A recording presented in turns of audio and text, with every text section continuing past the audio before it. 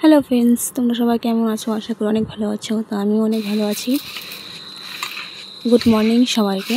তো এখানে দেখো লক্ষ্মী পূজার নাড়ু বানাচ্ছি।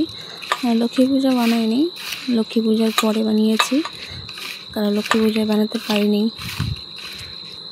দেখো এখানে নারকেলটা প্রথমে কুড়িয়ে নিলাম, তারপরে পরিমাণ মতো চিনি দিয়ে দিলাম। চিনিটা দিয়ে ভালো মতন মাখতে হবে জিনিসটাকে, ভালো মতন মিহি করে নিব। জলটা বেরোয়, মিহি করে